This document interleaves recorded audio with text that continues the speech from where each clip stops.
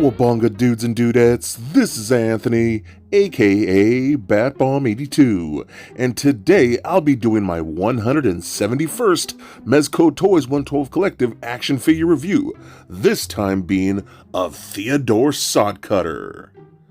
Now, as we can see, this figure comes in more shoe-style box packaging with some really amazing artwork of the Gangreene estates. Turning the box around, we can see even more awesome artwork of Theodore Sodcutter.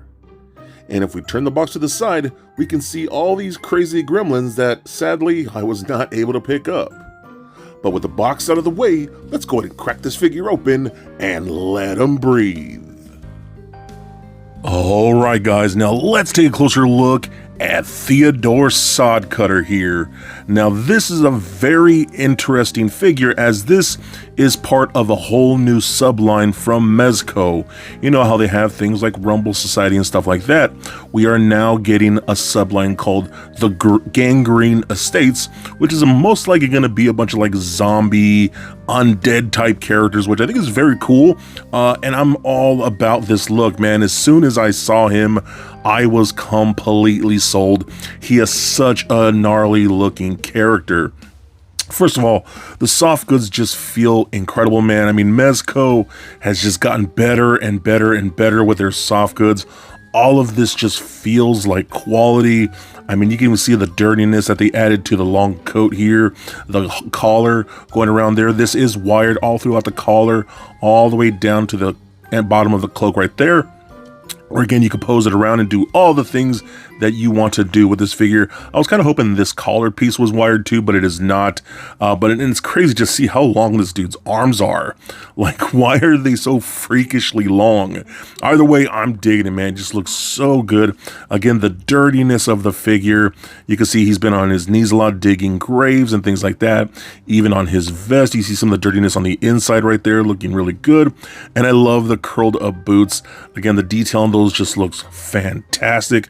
I mean, this guy has definitely seen better days. You do even have that really nice scarf there. The scarf is not on a bendy wire. I kind of wish that was too, but still, man, he just looks so good. I love the giant hunchback that he has on there. And this is a big guy. I didn't expect him to be this big, but he is a pretty good size. And you'll see size comparisons later on. He's a pretty big dude. And again, I'm kind of all about that. So now moving on to his accessories here, we of course do get the Mezco circular base stand here, which I absolutely love, and that clear articulated arm. But this time we do get the Gangreene Estates logo printed on there like that, just looking so good. Such a great looking design. I cannot wait to see other characters from this lineup.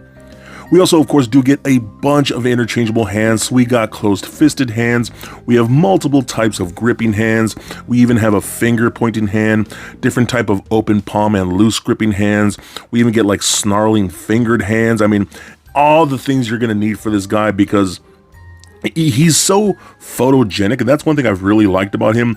He's so photogenic, and you want to just take picture after picture after picture with this guy, and everything just looks so good on him. Moving on to his other accessories, we of course do get his shovel and his pickaxe, because he pretty much is some type of like gravedigger type character. You know, that's what his job was before he became this, but he's still this even in his, you know, zombie-like form, which is kind of depressing, you know, that he still has his same crappy job even after he dies. So, I mean, it is what it is, but those look really great, man. I love the detail on these things too. You can really see the dirtiness of them. I love how the wood looks like twisted wood branch or something like that. But you can see how these are tools that actually look like they're actually being used. So that's pretty dope. I do love that a lot. One of the coolest thing is he comes with his wife's head, and you'll find out what, and I won't spoil it for you, but you'll find out why in the comic. This is totally his wife, and that is a gnarly looking thing right there. It does have this little piece of hair you can hang from his hand, so you can hold on to it. Or if you want to, just take it off. It just unplugs from the back like that. So you can have that just like so. But he also does come with this bag here, which looks really great too. I love the texturing on that. Looks like some type of, like, I don't know, alligator hide or something like that. But it has that skull-like clasp on it. Looks really, really good. I love how dirty and grimy this thing looks. But you can open this, and it says that you're supposed to put his wife's head in here because he carries his wife's head around with him and lock it like that, and it fits in there perfectly. So that is a really gnarly looking accessory. And you'll see what I'm saying about right here. He also comes with his own headstone. I love that Mezco's been doing like several headstones now, so we could literally set up a whole Mezco graveyard, which I'm all about. But I love the design of there with the skull and the roses. It says, Theodore Sodcutter rests in this spot, dug his last grave and laid down to rot. So that totally rhymes. I love that a lot. But turn it around and look on the back here. Miss Sodcutter is as well in the ground, except for her head, which Theodore carries around. So that is some gnarly stuff, dude. It's beautiful, poetic, and pretty badass. So I'm just loving this whole vibe that we're getting with this set. And then one of the last accessories for that he can actually carry is this really cool lantern. I love how gnarly this looks. This feels like a real metal ring around that. But if you do notice here, there's a little lid. I can try and open here on camera. If I can actually do it, but you do get some batteries in this, and you can actually turn this on like that, and you can see that it does actually glow. That's super awesome, man. So I finally have a lantern that can actually glow for my Bray Wyatt figure, because that's totally where this is gonna go. But I love how that looks, man, with the yellow plastic here, so you can see the light shining through like it's an actual flame or something like that. Really rad looking piece. So he does come with several interchangeable heads, which is pretty incredible because they're all very nicely done. So the first head here is just him smiling and looking pretty adorable for being such a wild looking character. The next head is him sneering a lot more with a more defined brow, more to squinted eyes, the lips curled down a lot more, so he's just looking really gross. Then this head is just, in my opinion, probably the creepiest one, because he just kind of has this dead-eye look, and you just really don't know what he's thinking, and man, I don't know, I don't like the expression he's giving you, so it really creeps me out. And then this head here is him more zombified with the skin rotting, an eyeball hanging out, the teeth showing a lot more. I mean, that is just a gnarly looking head. But this one is incredible with the eyes kind of crooked and bulging out a bit, that open mouth with the teeth just coming out. He kind of looks like that Pennywise when he eats people kind of thing, you know what I mean? But then the last head, oh my god, this is probably my favorite one. With the eyes all bugged out, the unhinged jaw, that purple tongue, again, those teeth coming out. I mean, that is nightmare fuel like no end, but all these head sculpts are just so well done. And then he also does come with 3 different hats, which is really cool. I'm all for having more options. You get 3 different styles here, which is really nice, and they all look really good. I personally like the last one, the tallest one. I've always had a thing for like top hats and things like that. I don't know why it is, but it looks really good, and the detail is really nice. They look beat up and old, almost like worn leather or canvas or something like that, but those are a lot of fun too. So not only do we get so many interchangeable heads, which again is just freaking rad, but if you pop the head off, you will see that we get this whole little circuit board here, because Mezco has utilized a whole new type of technology when it comes to their LED feature, which I'm both excited about and it doesn't work as great as I would like, because honestly, interchanging the heads is a little more difficult now, because as you can see, the neck ball peg is a separate piece that has that little circuit board in where you can pop on some batteries, and then this just connects to the heads like that.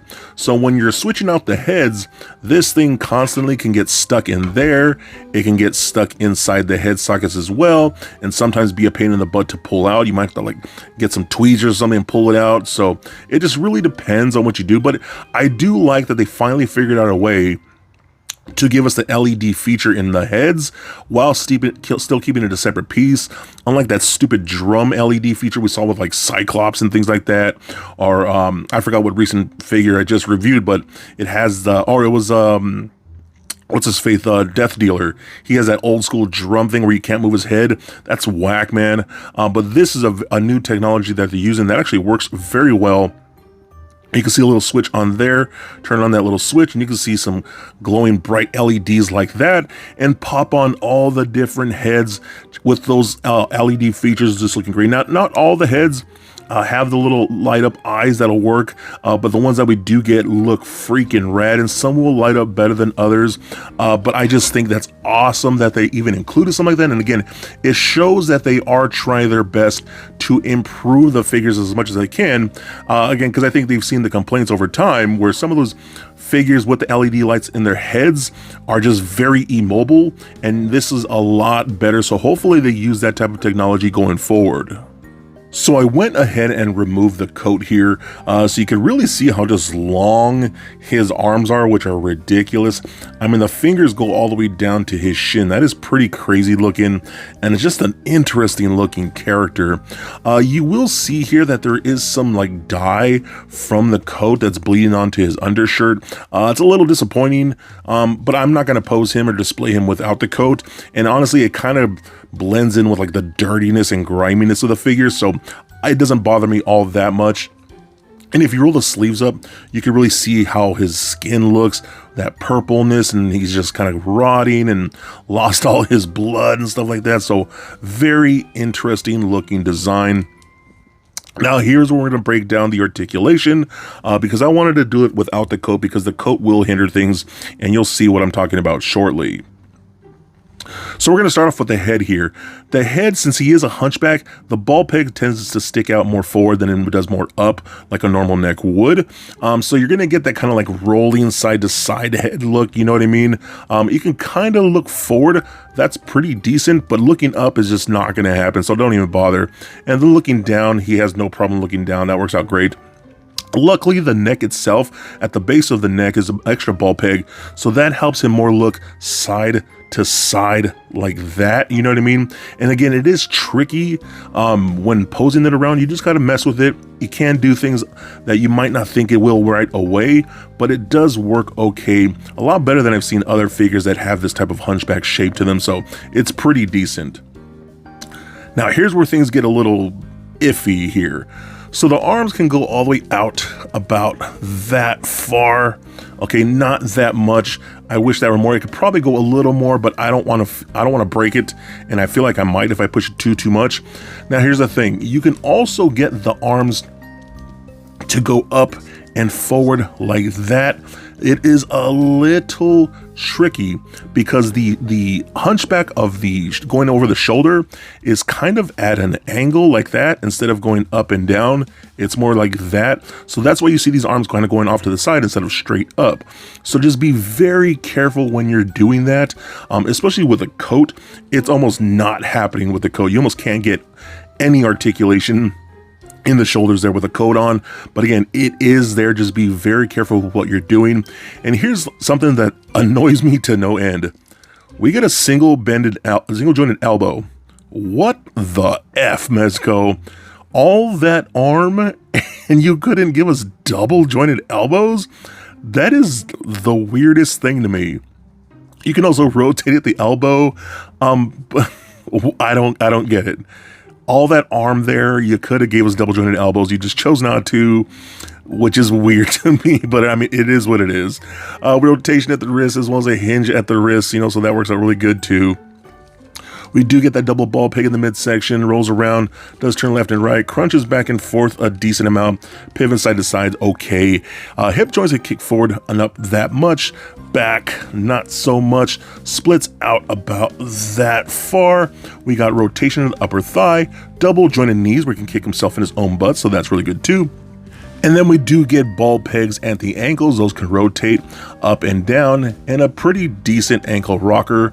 You can see his gross ankles under there too, which is pretty gnarly. So overall, this is a cool figure, man. I really do like the design and the concept and all the crazy things that we do get.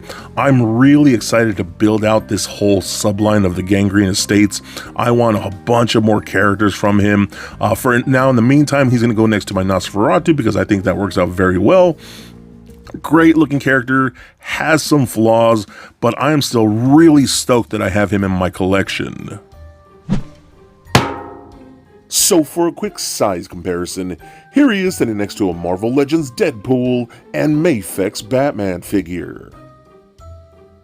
Also for comparison, here he is standing next to a Mezco 112 Collective Atticus Doom and Nosferatu. And for even more comparison, here he is standing next to the Mezco 112 Collective Gomez and Vapor. And just for fun, here he is with little Lego Bat Bomb. So there it is, guys, my review of the Mezco 112 Collective Theodore Sodcutter. Now overall, I think this is a really gross yet beautiful action figure that Mezco has given us. I'm really digging this whole new subline of the Gangreene estates, and it has me really stoked to see what other characters they'll give us. I overall love the design of the character, that old-timey gravedigger type thing. His clothing just looks so awesome. I love the scarf, even though it could be a little finicky when putting it back on, but his clothing is so nicely done. It's definitely, in my opinion, some of the best soft goods that we've seen from Mezco, and I love how dirty and grimy they are. Things like the interchangeable hats and all the different interchangeable heads are just so incredibly detailed. Mezco really kills it on that end. Now, some of my complaints would be the shoulder articulation is almost impossible to use, especially when you have the coat on. It's just almost immobile, so you really have to play with it and try your best not to break the figure. The fact that this thing has such long arms but single jointed elbows, that just makes no sense to me, but I mean, it is what it is. Not sure why they went that route. And then the LED neck piece is a really nice innovation, and I do love that, but it is a little bit of a pain in the butt to interchange the heads here and there. Could get a little finicky, but overall it still works really great. Again, everything about this figure is so gross yet so beautiful, and all the accessories that you do get really make this thing feel something special and a totally fun, badass piece. That's why Theodore Sodcutter is definitely a must get. So be excellent to each other and stay nerdy, my friends. Peace.